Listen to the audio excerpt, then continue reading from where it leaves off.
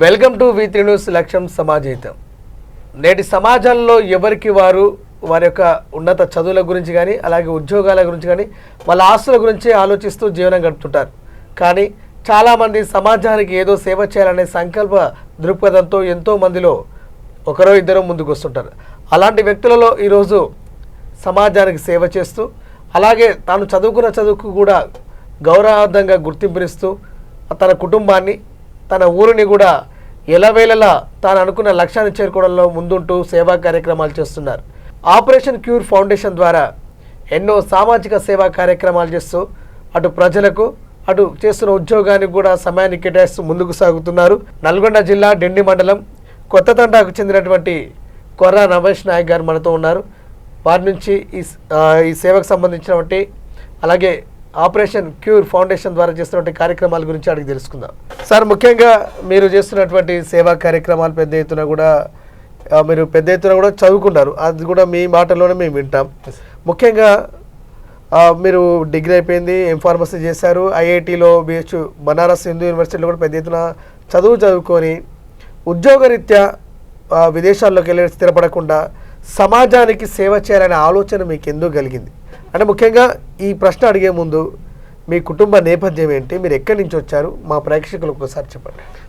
ముందుగా V3 news channel యాజమాన్యానికి మరియు V3 న్యూస్ ఛానల్ ప్రేక్షకులకి ప్రత్యేక ధన్యవాదాలు తెలియజేస్తూ, మరి ఈ ఇంటర్వ్యూ స్టార్ట్ చేసే ముందు నాకు జన్మనిచ్చి ఎన్నో కష్టాలను అనుభవించి మేము పడ్డటువంటి కష్టాలను మా కొడుకు పడవద్దని చెప్పేసి ఒక పూట తిని ఒక పూట తినకుండా, సరైన చెప్పులు వేసుకోకుండా, బట్టలు వేసుకోకుండా ఎన్నో కష్టాలు పడి నన్ను ఈరోజు ఈ వేదిక పైన ఇంటర్వ్యూ ఇచ్చే స్టేజ్కి చేసినటువంటి మా తల్లిదండ్రులకి మరియు విద్యాబుద్ధులు నేర్పించి ఒక మంచి పౌరునిగా తీర్చిదిద్దినటువంటి మా గురువులందరికీ కూడా పేరు పేరు నా పాదాభివందనాలు తెలియజేస్తున్నాను. మరి నేను మాది కొత్తతండ గ్రామం, మండలం డిండి, డిస్ట్రిక్ట్ నల్గొండ. మాది ఒక మారుమూల తండ, కొత్తతండ గ్రామం. అయితే నేను చిన్నప్పటి నుంచి కొత్తతండ అంటే నేను ఫస్ట్ నుంచి 7th క్లాస్ వరకు మా ఉమ్మడి గ్రామ పంచాయతీ అయినటువంటి తవకులపూర్లో సాధన విద్యాలయంలో ఫస్ట్ నుంచి 7th క్లాస్ వరకు అక్కడ చదువుకోవడం జరిగింది. మరి అప్పుడు అక్కడ చదువుకున్నప్పుడు మేము మా తండ నుంచి మా ఊరికి 3 కిలోమీటర్ల డిస్టెన్స్ ఉండేది. ఆ 3 కిలోమీటర్ల డిస్టెన్స్ కూడా మేము ప్రతిరోజు మార్నింగ్ నడుచుకుంటా అంటే 3 కిలోమీటర్ డిస్టెన్స్ బై వాక్ వెళ్ళి వచ్చేవాళ్ళం. ఆ విధంగా ఫస్ట్ నుంచి 7th క్లాస్ వరకు సాధన విద్యాలయంలో కంప్లీట్ అయిపోయింది. 8th to 10th క్లాస్ వరకు దేవరకొండ జిల్లా పరిషత్ ఉన్నంత పాఠశాల, బాలూర ఉన్నంత పాఠశాలలో 8th నుంచి 10th క్లాస్ అక్కడ చదువుకోవడం జరిగింది. అక్కడ కష్టపడి 8th క్లాస్ వరకు అక్కడ అయిపోయిన తర్వాత 9th to 10th క్లాస్ వరకు మేము హాస్టల్ షిఫ్ట్ చేయడం జరిగింది. అక్కడనే హాస్టల్లో ఉండి చదువుకుంటూ నేను 10th క్లాస్లో 9.2 గ్రేడింగ్ పాయింట్తో స్కూల్ సెకండ్ టాపర్ రావడం జరిగింది అక్కడ, అంటే 2012-13లో. తర్వాత ఇంటర్మీడియట్ అక్కడ అయిపోయింది. తర్వాత ఇంటర్మీడియట్ 10th అయిపోయిన తర్వాత 9.2 గ్రేడింగ్ పాయింట్ వచ్చింది. కాకపోతే మేము ఫస్ట్ జనరేషన్ చదువుకున్న వాళ్ళం.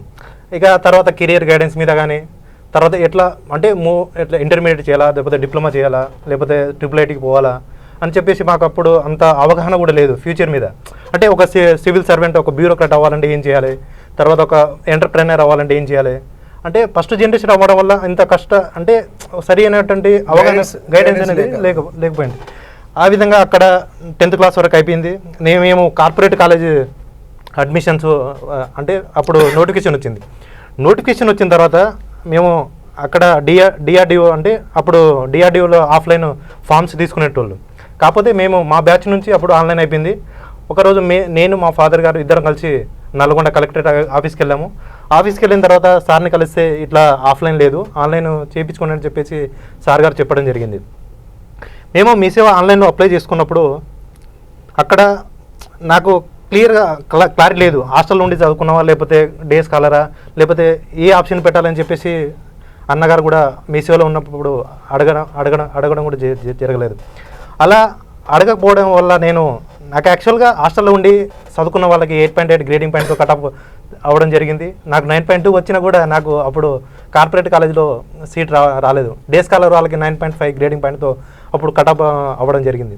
ఈ విధంగా మేము చిన్నప్పటి నుంచే 10th క్లాస్ వరకు నేను ఇంటర్మీడియట్ చదువుకున్నప్పుడు కూడా మేము ఎవ్రీ సమ్మర్లో కూడా తాటి ముంజలు అమ్ముకొని, అంటే మా తండ నుంచి మేము ఇట్లా, అంటే సమ్మర్లో మా తండ నుంచి మా చేరకొండ అనేది తాళ్ళలో ఉండేది. మేము సైకిల్ మీదనే ఒక 12 to 13 కిలోమీటర్స్ మార్నింగ్ 4 o'clock లేసి అట్లా సైకిల్ తొక్కి, తర్వాత అక్కడ తాటి ముంజలకి, అంటే అక్కడ తాళ్ళకి వెళ్ళి తాటి ముంజలు కొట్టించుకొని, తర్వాత ఇట్లా ఊరూరులో తిరుగుకుంటా అమ్మి, తర్వాత కొన్ని రోజులకి శ్రీశైలం నేషనల్ హైవే మీద కవర్లు పట్టుకొని మేము తాటి ముంజలు అమ్మి అట్లా చదువుకోవడం జరిగింది. ఆ విధంగా చదువుకున్న తర్వాత ఇంటర్మీడియట్ తర్వాత సీటు కార్పొరేట్ కాలేజీలో రాలేదు. రాకపోయేసరికి నేను ఇక నాకు ఉన్న ఆప్షన్ ఒకటే అని చెప్పేసి నేను దేవరకొండలే రాఘవేంద్ర జూనియర్ కాలేజీలో అక్కడ చేరడం జరిగింది. నాకు 10th వచ్చినట్టు మార్క్స్ 9.2 గ్రేడింగ్ పాయింట్ రావడం వల్ల అక్కడ కాలేజీ యాజమాన్యం కూడా ప్రిన్సిపల్ సార్ మీకు ఫ్రీగా సీట్ ఇస్తాము, ఇక్కడనే చదువుకోండి అని చెప్పేసి చెప్పడం జరిగింది. అక్కడనే నేను బైపీసీ తీసుకున్నాను. తీసుకున్న తర్వాత అక్కడ నేను అక్కడ కూడా హాస్టల్ ఫెసిలిటీ లేదు. ఒక 6 months నేను ఇంటర్మీడియట్ జాయిన్ అయినప్పుడు నేను అప్పుడు ఒక 6 months రూమ్లో ఉండి అక్కడ చదువుకున్నాను. తర్వాత 6 months తర్వాత డిసెంబర్ నెలలో మాకు హాస్టల్లో ఓపెన్ చేయడం జరిగింది. అంటే ఇంటర్మీడియట్ తర్వాత డిగ్రీ వాళ్ళకి పోస్ట్ మెట్రిక్ అంటే హాస్టల్ అక్కడ ఓపెన్ చేయడం జరిగింది. మరి అక్కడ హాస్టల్లో కూడా లోపలంగా అంటే ఓపెన్ కారిడార్ ఉండేది. హాస్టల్ చాలా పాత బిల్డింగు. అక్కడ లోపలంగా పందులు అవన్నీ తిరుగుతూ ఉండేది. తర్వాత సరైనటువంటి తర్వాత ట్యూబ్లైట్స్ కానీ ఫ్యాన్స్ కానీ తర్వాత ఫుడ్ పరంగా కానీ అంత హై క్వాలిటీ ఉండకపోయేది. మినిమం ట్యూబ్లైట్స్ కానీ లేవు అందులో. అంటే దోమలు కరుస్తూ ఉండేది. తర్వాత ఇట్లా చాలా దీనమైన పరిస్థితి ఉండేది. అప్పుడు మేము వార్డెన్ సార్ని రిక్వెస్ట్ చేయడం జరిగింది.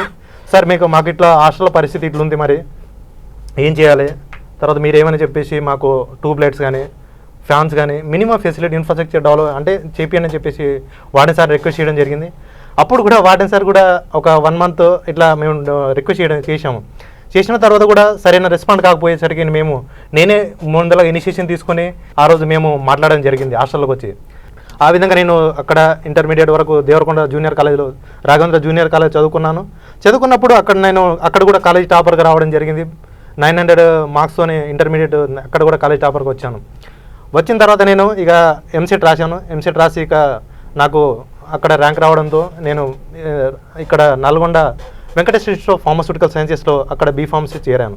అంటే Nalgonda Venkateswara institute of pharmaceutical సైన్సెస్లో అక్కడ చేయడం జరిగింది. అక్కడ కూడా 4 years హాస్టల్లో ఉండి చదువుకున్నాను. రైట్. ముఖ్యంగా మీ విద్యాభ్యాసం కూడా చిన్నతనంలో జరిగినటువంటి మీకు ఎదురైనటువంటి సంఘటనలు అయితే చెప్పడం జరిగింది. ముఖ్యంగా మీ తల్లిదండ్రులు ఎవరు, మీ తల్లిదండ్రుల పేర్లు ఏంటి, వాళ్ళు ఏం చేస్తుంటారు?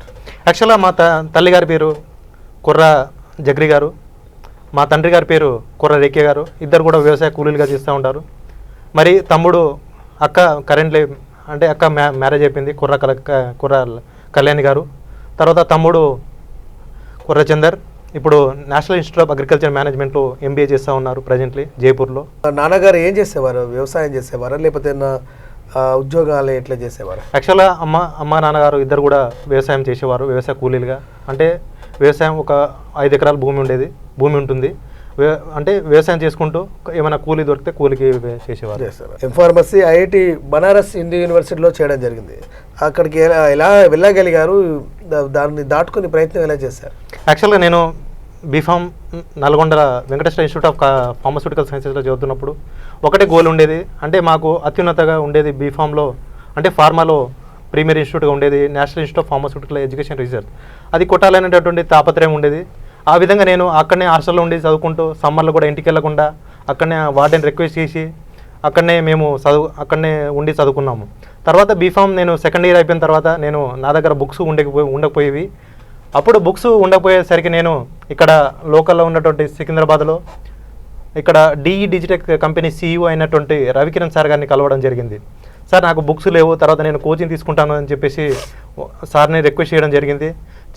చేసినప్పుడు సార్ ఎమ్మటే స్పందించి మీకు బుక్స్కు 30,000 40,000 నేను కొనిపిస్తాను, నువ్వు చదువు అని చెప్పేసి బుక్స్ కొనియడం జరిగింది.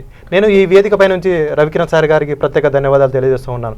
ఆ విధంగా నేను బుక్స్ చదువుకొని ఓన్గా నేను ఎట్లాంటి కోచింగ్ తీసుకోకుండా ఓన్గా ప్రిపేర్ అయ్యి నేను GPAT అంటే గ్రాడ్యుయేట్ ఫార్మసీ అప్టిట్యూడ్ టెస్ట్ రాయడం జరిగింది. అప్పుడు అందులో నాకు ఆల్ ఇండియా ఓవర్ కేటగిరీలో 740 ఆల్ ఇండియా ర్యాంక్ రావడం జరిగింది. ఎస్టీ కేటగిరీలో top 5 all India top 5 rank రావడం జరిగింది. ఆ విధంగా నాకు అడ్మిషన్ వచ్చినా కూడా తర్వాత నేను నైపర్ జేఈ అంటే నైపర్ జేఈ ఎంట్రన్స్ ఎగ్జామ్ ఉంటుంది, అది నేను ప్రిపేర్ అవుదామని చెప్పేసి నేను అనుకున్నాను. కాకపోతే అప్పుడు నా దగ్గర పైసలు లేవు. మరి ఎట్లా అని చెప్పేసి నేను మా సార్ గారిని, నేను అక్కడనే నల్గొండ చదువుతున్నప్పుడు రంజిత్ కుమార్ సార్ గారు, తర్వాత సంతోష్ నాయక్ సార్ గారని అక్కడనే అసిస్టెంట్ ప్రొఫెసర్గా మా కాలేజీలో చేస్తూ ఉన్నారు. అప్పుడు నేను సార్ గారిని రిక్వెస్ట్ చేశాను, సార్ నేను ఇట్లా ర్యాంక్ వచ్చింది, తర్వాత ఏం చేయాలని చెప్పేసి సార్ గారిని అడగడం జరిగింది. సార్ గారిని అడిగినప్పుడు నీకు చదువుకి నీ కోచింగ్కి ఎంతైనా కూడా మేము పెట్టుకుంటామని చెప్పేసి మా సంతోష్ నాయక్ సార్ గారు ఆయన సొంత వెహికల్ మీద తీసుకొచ్చి ఇక్కడే దిల్సుఖ్ నగర్లో మాస్టర్ ఫార్మా అకాడమీలో చేర్పించి హాస్టల్లో ఫీ కట్టి తర్వాత అక్కడనే వాళ్ళు కోచింగ్ సెంటర్తో మాట్లాడి కోచింగ్ ఇప్పించడం జరిగింది. నేను ఈ వేదిక పై నుంచి సంతోష్ నాయక్ సార్ గారికి ప్రత్యేక ధన్యవాదాలు తెలియజేస్తూ ఉన్నాను. మరి ఆ విధంగా అక్కడ నేను కోచింగ్ తీసుకున్న తర్వాత తర్వాత ఐఐటి బిహెచ్లో నోటిఫికేషన్ రావడం జరిగింది. నోటిఫికేషన్ వచ్చిన తర్వాత నేను అప్లై చేసుకున్న తర్వాత నాకు వచ్చినటువంటి జీపేట్ ర్యాంక్ ఆధారంగా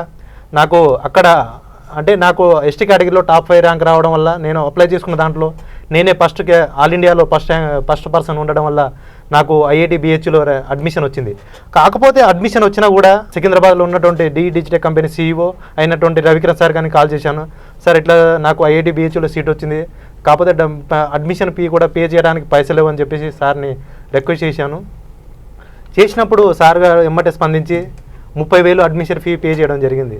ఆ విధంగా నేను చదువుకొని మంత్లీ ఫెలోషిప్ 12,400 చదువుకొని 2 years తర్వాత అక్కడ నుంచి క్యాంపస్ ప్లేస్మెంట్ జాబ్ చేయడం జరిగింది. అక్కడ నుంచి సెలెక్ట్ అవ్వడం. ఐఐటి బనారస్ హిందూ యూనివర్సిటీ చేసిన మీరు సడన్గా ఈ సామాజిక సేవా కార్యక్రమాల్లో పాల్గొనడానికి ఎందుకు అంత అవసరం వచ్చింది?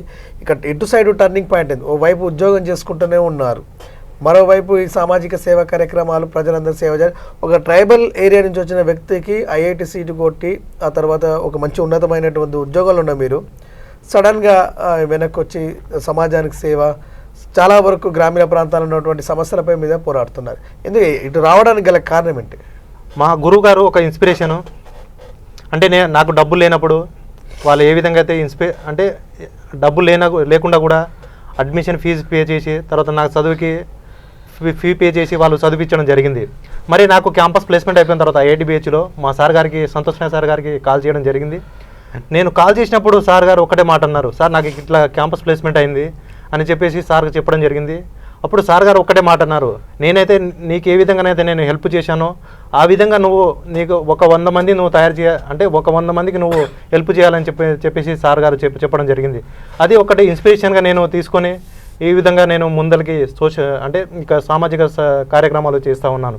ఇంకొకటి ఏంటంటే నేను చిన్నప్పటి నుంచి పడ్డటువంటి కష్టాలు ఏవైతే ఉన్నాయో గవర్నమెంట్ హాస్టల్లో ఉండి చదువుకొని అక్కడ ఉన్నటువంటి అనుభవించినటువంటి కష్టాలను నేను అనుభవించినటువంటి కష్టాలను వేరే వాళ్ళు కూడా అనుభవించకూడదని చెప్పేసి అట్లా సేవా కార్యక్రమాలు రావడం జరిగింది.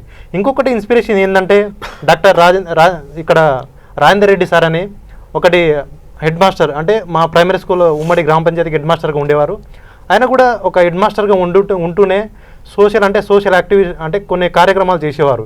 ఏ విధంగా మద్యపాన నిషేధం మీద, బాల్య వివాహాల మీద చాలా కాళ్ళకి చెప్పులు లేకుండా పాదయాత్ర చేసి వాళ్ళకు ఒక ఇన్స్పిరేషన్గా ఉండి అట్లా కొన్ని కార్యక్రమాలు చేయడం జరిగింది. ఇంకొకటి ఇన్సిడెంట్స్ ఏంటంటే నేను బస్సులో ఇక్కడ హైదరాబాద్ నుంచి నేను ఢిల్లీకి వెళ్తూ ఉన్నాను. అప్పుడు వెళ్తున్నప్పుడు బస్సులో ఒక చిన్న పాప కల్లకుర్తి మధ్యలో ఒక పాప ఎక్కడం జరిగింది. వాళ్ళ తల్లి మామ ఇద్దరు ఎక్కడం జరిగింది. నేను బస్సులో చాలా రద్దీగా ఉండడం వల్ల ఆ పాప అక్కడ నా పక్కనే నిలబడడం జరిగింది. నిలబడ్డప్పుడు ఆ పాపకి నేను కొంచెం జరిగి ఆ పాపకి కూర్చోవడానికి సీట్ ఇచ్చాను. సీట్ ఇచ్చినప్పుడు ఆ పాప, నేను అడిగాను మీది ఎక్కడ ఏంది అని చెప్పేసి నేను ఆ పాపను అడగడం జరిగింది. అప్పుడు ఆ పాప ఉండి మాది అమరాబాద్, అక్కడ అమరాబాద్ సైడు, తర్వాత మాది కంప్లీట్లీ ఏజెన్సీ ఏరియా అని చెప్పేసి ఆ పాప చెప్పడం జరిగింది. అప్పుడు పాప చెప్పిన తర్వాత నువ్వు ఏం చదువుతున్నావు అని చెప్పేసి ఆ పాపని అడిగాను. ఆ పాప ఉండి నేను 2nd class చదువుతున్నాను అన్నయ్య అని చెప్పారు. చెప్పిన తర్వాత నేను అమ్మాయిని అడిగాను, నువ్వు పెద్ద అయిన తర్వాత ఏమవుతావు అని చెప్పేసి నేను అమ్మాయిని అడగడం జరిగింది, చిన్న పాపని. అప్పుడు అమ్మాయి స్పాంటేనియస్గా ఉండి నేను డాక్టర్ను అన్నయ్యని చెప్పింది. నువ్వు డాక్టర్ ఎందుకు అవుతావు, ఒక బ్యూరోక్రాట్ అవ్వచ్చు, ఒక ఎంటర్ప్రినర్ అవ్వచ్చు, లేకపోతే డిఫరెంట్ ఫీల్డ్స్ ఉన్నాయి, నువ్వు ఎందుకే డాక్టర్ అవ్వాలనుకుంటావు అని చెప్పేసి నేను ఆ పాపను అడిగినప్పుడు ఆ పాప స్పాంటేనియస్గా మా ఏజెన్సీ ఏరియాలో చాలామంది అంటే సరైన వైద్య సదుపాయాలు లేక చాలామంది చనిపోతున్నారు, నేను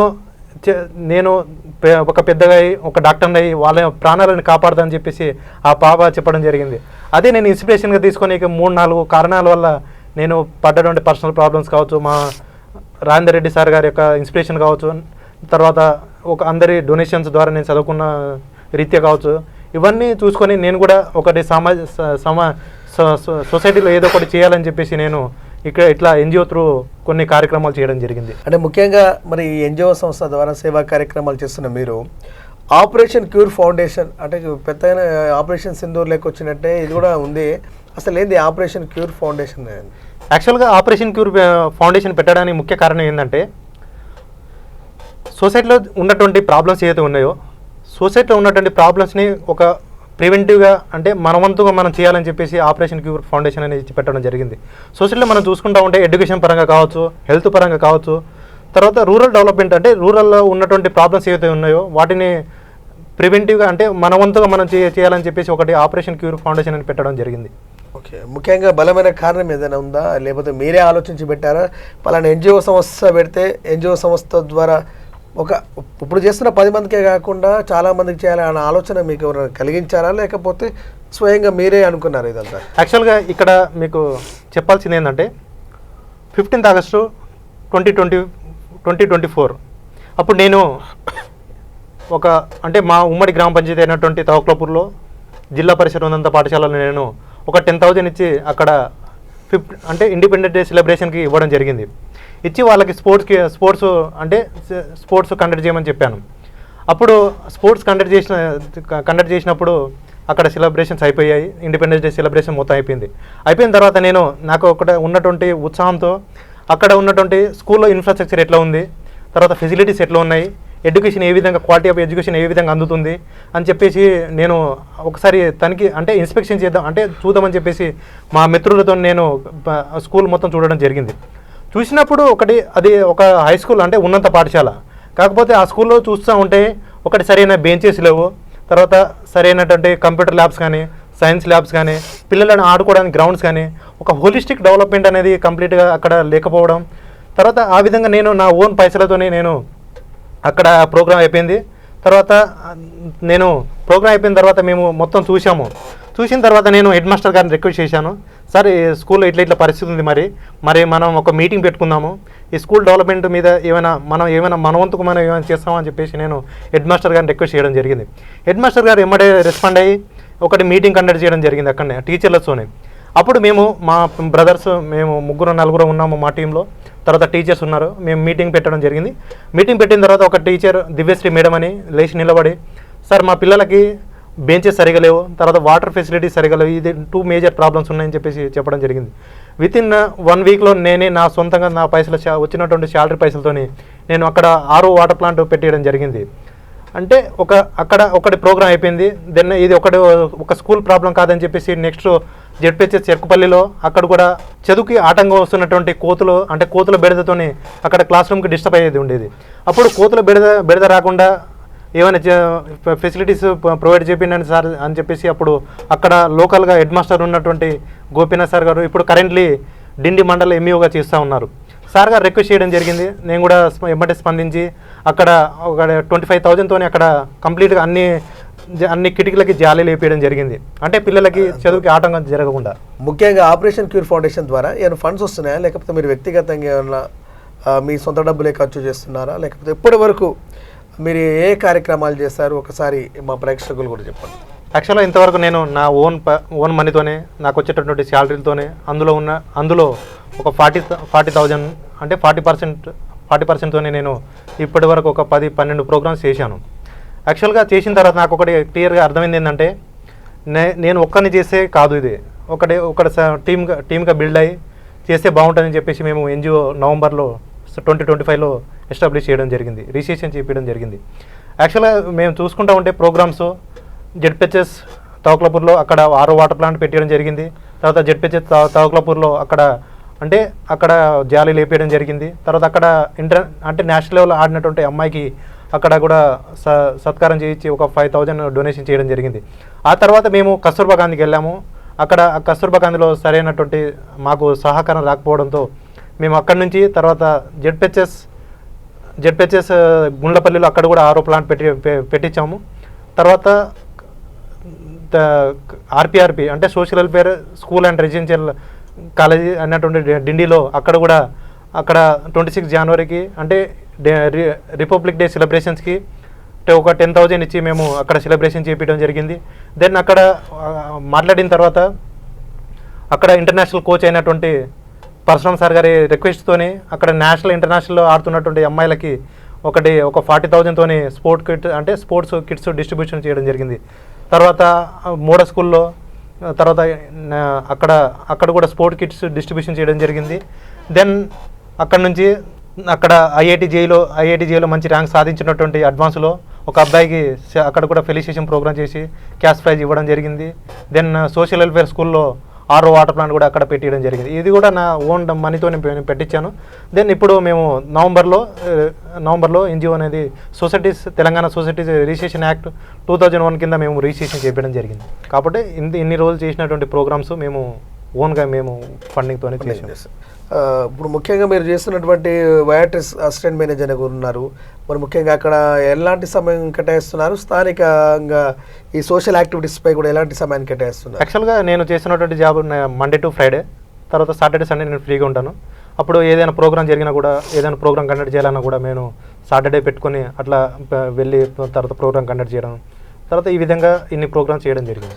ముఖ్యంగా మీ ప్రాంతంలోనే రికగ్నైజ్ చేసుకుంటున్నారా అన్ని ప్రోగ్రామ్స్ అని, లేకపోతే ఎక్కడ కనిపిస్తే అక్కడ చేస్తున్నారా? ఎక్కడ కనిపిస్తే అంటే మాకు ఎక్కడైతే ప్రాబ్లమ్స్ కనిపిస్తుందో అక్కడ చేయడం అనేది జరుగుతుంది. ఎందుకంటే ఇన్ని రోజులు చేయడానికి ముఖ్య కారణం ఏంటంటే అక్కడ మా మండలంలో స్థానికంగా నేను ఇక్కడ స్థానికంగా జన్మించాను, ఏదో ఒకటి చేయాలని చెప్పేసి నేను అక్కడ చేయడం జరిగింది. ఓకే, ముఖ్యంగా అట్లానే మీరు ఒక్కరే ఇదైతే ప్రయత్నం కాదు, ఆలోచన వరకే మన ప్రయత్నం ఉంటుంది. ఎందుకంటే ఒక బాధ్యత మనం తీసుకున్నప్పుడు మనతో పాటు కొంతమంది వ్యక్తులు ఉండాలి. మనకు ప్రేరణ ఇన్స్పిరేషన్ చాలా వరకు ఉండొచ్చేమో, కానీ మీరు చేస్తున్న ప్రయత్నంలో మీ స్నేహితులు అలాగే మీ కుటుంబ సభ్యుల సహకారం ఎలా ఉండేది? యాక్చువల్గా చెప్పాలంటే నేను ఇప్పటి నుంచి అంటే ఎప్పుడైతే నేను 15 ఆగస్టు 2024 నుంచి ప్రోగ్రామ్స్ చేస్తున్నానో అప్పటి నుంచి ఇప్పటి వరకు మా బ్రదర్స్ శివ గారు కానివ్వండి, తర్వాత నవీన్ గారు కానివ్వండి, వెనుక నుండి సహకారాలు అందిస్తూ నువ్వు ముందరికి వెళ్ళండి, నేను మీకు సపోర్టివ్గా ఉంటామని చెప్పేసి వాళ్ళు చెప్పడం జరిగింది. ఈ విధంగా ఇంటి దగ్గర నుంచి కూడా నాకు సహకారాలు అంటే నువ్వు చిన్నప్పటి నుంచి చాలామంది నుంచి డొనేషన్ తీసుకుని నువ్వు కూడా చాలామంది నుంచి డొనేషన్ తీసుకొని చదువుకోవడం జరిగింది. కాబట్టి నీ వంతుగా నువ్వు కూడా సొసైటీకి చేయని చెప్పేసి మా తల్లిదండ్రులు కూడా ప్రేరేపించడం జరిగింది. కాకపోతే నేను ఇక్కడ చెప్పాల్సింది ఏంటంటే నేను చదువుకున్నట్టు చదువు ఏదైతే ఉందో బీఫామ్ కావచ్చు, ఎంఫామ్ కావచ్చు, నేను తీసుకున్నటువంటి ఫెలోషిప్ ఏదైతే ఉందో అది ప్రజలు కట్టినటువంటి పన్ను. కాబట్టి నేను ప్రజల పన్నుతో నేను చదువుకున్నాను. కాబట్టి నేను నా వంతుగా నేను సొసైటీ కూడా ఏదో ఒకటి చేయాలని చెప్పేసి నేను చేయడం జరిగింది. అందరి సహకారాలు చాలా. యాక్చువల్గా ఇక్కడ చూసుకుంటూ ఉంటే హెల్త్ పరంగా మనం ఇప్పుడు చాలామంది పేదవాళ్ళు వాళ్ళు ఎక్కడికి పోయినా కూడా వాళ్ళు కూలీ చేసుకుంటారు. కూలీ చేసుకుంటే పొద్దుకులు కూలీ చేసే వాళ్ళకి వచ్చేటటువంటి డబ్బు ఏదైతే ఉందో 200, 300 వస్తాయి. అంటే ఒక ఫ్యామిలీ పరంగా చూసుకుంటా ఉంటే మనం నెలకి వచ్చేటటువంటి డబ్బు ఏదైతే ఉందో ఒక రోజుకి మనకు 500 తీసుకున్నా కూడా వాళ్ళకు నెలకు వచ్చేటటువంటి జీతం ఎంత అంటే 15,000, అది కూడా కంప్లీట్గా కూలీ దొరికితేనే. ఆ విధంగా వాళ్ళు కష్టపడి వాళ్ళు సంపాదించుకున్న డబ్బులు ఏదైతే ఉందో దానికి 15,000 నుంచి వాళ్ళ పిల్లలకి చదువులకు కానీ తర్వాత వైద్యపరంగా కానీ వాళ్ళు సంపాదించిన డబ్బులు వాటికే ఖర్చు పెడతా ఉన్నారు. మరి ఆ విధంగా సంపాదించిన డబ్బు ఖర్చే కాకుండా అప్పులు తీసుకొచ్చి వైద్యానికి వాళ్ళు పెడతా ఉన్నారు. మరి నేను గవర్నమెంట్ నుంచి రిక్వెస్ట్ చేసేది ఏంటంటే మేము కూడా ఒక ప్రాజెక్టు ఇనిషియేషన్ తీసుకుందాం అనుకుంటున్నాం. అదేంటంటే డిజిటల్ హెల్త్. ఏదైతే మనం ఇప్పుడు డెవలప్డ్ కంట్రీస్ ఏదైతే ఉన్నో సింగపూర్, కెనడా అట్లాంటి కంట్రీస్లో ఏ విధంగా అయితే ఉందో కంప్లీట్గా ఫస్ట్ ఒక ప్రజల యొక్క వాళ్ళని కంప్లీట్గా డయాగ్నోస్ చేసి వాళ్ళకి ఎటువంటి డిసీజెస్ ఉన్నాయి, తర్వాత కంప్లీట్గా ఒక డేటా అనేది మెయింటైన్ చేసి తర్వాత ఈ విధంగా గవర్నమెంట్ ఒక డేటా మెయింటైన్ చేస్తే రేపు ట్రీట్మెంట్కి వెళ్ళినా కూడా ఈ విధంగా వీళ్ళకి డిసీజెస్ ఉంది, ఈ విధంగా వీళ్ళకి ట్రీట్మెంట్ ఇవ్వాలని చెప్పేసి వాళ్ళు అంటే చాలా తక్కువ టైంలో వాళ్ళు ట్రీట్మెంట్ అనేది తీసుకోవడం జరుగుతుంది. ఇంకా మనం చూసుకుంటా ఉంటే ప్రైమరీ హెల్త్ కేర్ సెంటర్స్ కావచ్చు, కమ్యూనిటీ హెల్త్ కేర్ సెంటర్స్ కావచ్చు, ఇందులో కూడా ఇన్ఫ్రాస్ట్రక్చర్ డెవలప్మెంట్ అంటే ఒక్కొక్క స్పెషాలిటీ మన నెప్రాలజిస్ట్ కావచ్చు, పల్మనాలజిస్ట్ కావచ్చు, తర్వాత ఆంకాలజిస్ట్ కావచ్చు, ఈ విధంగా అందరి స్పెషలిస్ట్ డాక్టర్స్ని ఉంచి తర్వాత పేదవాళ్ళకి సరైనటువంటి వైద్య సదుపాయాలు కల్పించాల్సినటువంటి అవసరం ఇంకా చాలా ఉందని చెప్పేసి నేను రిక్వెస్ట్ చేస్తాను. ముఖ్యంగా మీరు చేస్తున్నటువంటి సంస్థ ద్వారా ఎన్నో సేవా కార్యక్రమాలు చేస్తున్నారు. ముఖ్యంగా మీరు రానున్న రోజుల్లో కానీ భవిష్యత్తులో కానీ ఇంకే కార్యక్రమాలు చేద్దామనుకుంటున్నారు అనే విషయం కూడా మీరు ఒకసారి మా ఛానల్ ద్వారా నేటి సమాజానికి ప్రజలకు కూడా తెలియజేయాలని కోరుకుంటున్నాను. యాక్చువల్గా మేము ముందు కూడా ఒక డిజిటల్ ఒకటి తీసుకుందాం అనుకుంటున్నాము. తర్వాత హెల్త్ పరంగా, తర్వాత ఎడ్యుకేషన్ పరంగా డిజిటల్ ఎడ్యుకేషన్ అనేది, ఎందుకంటే ఇప్పుడు రూరల్ ఏరియాస్లో మనం చూసుకుంటా ఉంటే వాళ్ళకి పేరెంట్స్కి సరైనటువంటి ఎడ్యుకేషన్ మీద అవగాహన ఉండదు. ఎందుకంటే ఫస్ట్ జనరేషన్స్ అవుతారు, అంటే ఫస్ట్ జనరేషన్ ఉంటారు చదువుకునేటువంటి పిల్లలు, వాళ్ళకి సరైనటువంటి అవగాహన లేకపోవడం వల్ల అక్కడ అటువంటి లోకల్లో అంటే స్కూళ్ళల్లో సరైనటువంటి ఇన్ఫ్రాస్ట్రక్చర్ లేకపోవడం వల్ల వాళ్ళు అంటే చదువుకి అంతంత మాత్రమే చదువుతారు. చదివిన తర్వాత మనం చూసుకుంటూ ఉంటే చాలామంది పిల్లలు కార్పొరేట్ లెవెల్లో కార్పొరేట్ స్కూళ్ళలో చదువుతారు. మరి మనం ఇంటర్మీడియట్ డిగ్రీ అయిపోయిన తర్వాత వాళ్ళు కార్పొరేట్ లెవెల్లో చదివినటువంటి పిల్లలతోని అంటే కాంపిటేట్ అవ్వాలంటే చాలా కష్టమవుతుంది. కాబట్టి ఇట్లాంటి వాళ్ళకి మేము స్కిల్ డెవలప్మెంట్ ప్రోగ్రామ్స్, తర్వాత ఎడ్యుకేషన్ పరంగా డిజిటల్ హెల్త్ ఒకటి ప్రోగ్రామ్ మేము ఇనిషియేషన్ తీసుకుందాం అనుకుంటున్నాం. ఇంకొకటి ఏంటంటే తర్వాత రూరల్ డెవలప్మెంట్ పరంగా ఏదైతే సెంట్రల్ గవర్నమెంట్ తర్వాత స్టేట్ గవర్నమెంట్ ఏదైతే మన స్కీమ్స్ ఉన్నాయో గ్రౌండ్ లెవెల్లో చాలామందికి అవగాహన ఉండదు. అంటే కేంద్ర ప్రభుత్వ పథకాలు ఏమైతే ఉన్నాయో, తర్వాత రాష్ట్ర ప్రభుత్వ పథకాలు ఏమున్నాయి, తర్వాత వాటి మీద అవగాహన. ఎందుకంటే మనం ఎగ్జాంపుల్గా తీసుకుంటా ఉంటే ఏఈఓస్ అంటే అగ్రికల్చర్ ఎక్స్టెన్సివ్ ఆఫీసర్స్, వాళ్ళకి అసలు అంటే రోల్ ఏంటంటే వాళ్ళు డైరెక్ట్ ఫార్మర్స్ దగ్గరికి వెళ్ళి అక్కడ వాళ్ళకు కంప్లీట్గా అంటే తర్వాత ఫార్మింగ్ మీద అంటే మోడర్న్ టెక్నాలజీస్ ఏమైతే ఉన్నాయి, తర్వాత సాయిల్ టెస్ట్ ఏంది, తర్వాత ఎట్లాంటి పంటలు వేసుకోవాలి, తర్వాత ఏదైతే స్కీమ్స్ ఉన్నాయి కంప్లీట్గా అవగాహన లేదు. కాబట్టి మేము కూడా ఒక ఎన్జిఓ తరఫున ఇట్లాంటి స్టేట్ గవర్నమెంట్ సెంట్రల్ గవర్నమెంట్తో కొలాబరేషన్ అయ్యి ఇట్లాంటి పథకాల మీద అవగాహన చేపిస్తామని మేము రిక్వెస్ట్ చేస్తాం. మేము రిక్వెస్ట్ చేసేది ఏంటంటే చాలామంది వాళ్ళ దగ్గర డబ్బులు ఉన్నా కూడా వాళ్ళకి సరైనటువంటి సమయం లేకుండా వాళ్ళు చాలామంది సోషల్ యాక్టివిటీ అంటే చేయాలన్నా కూడా వాళ్ళకి సమయం ఉండదు.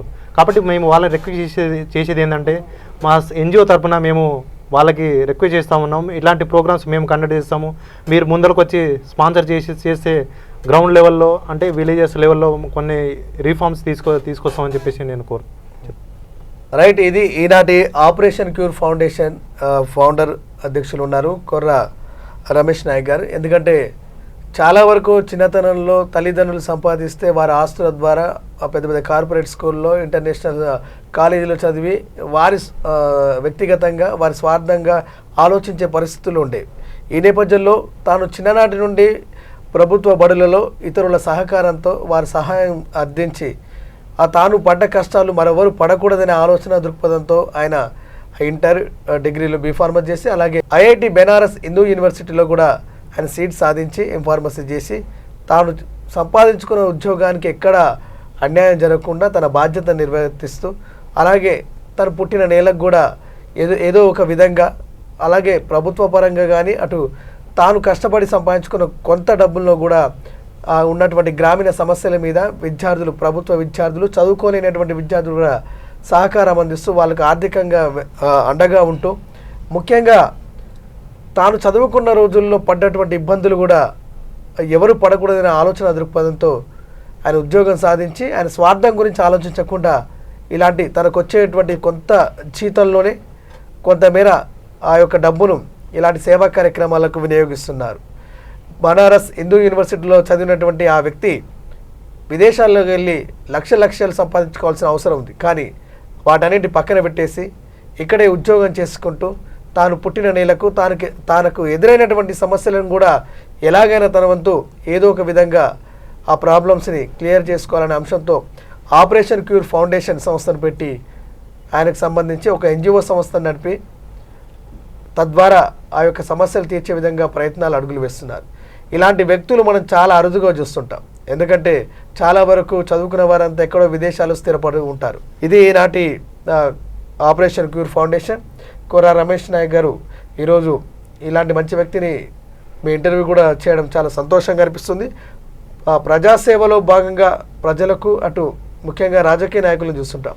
ఇలాంటి చదువుకున్న యువకులు దాదాపు 25-26 సంవత్సరాలనే తన ఉన్నతమైన చదువులు ముగించుకొని స్థానికంగా ఉన్నటువంటి పరిస్థితులను అధ్యయనం చేసి వారికి ఉన్నటువంటి శ్రమను ఆలోచన ప్రజలకు మోటివేట్ చేసి అవగాహన కల్పించే విధంగా ముందుకు సాగుతున్నారు.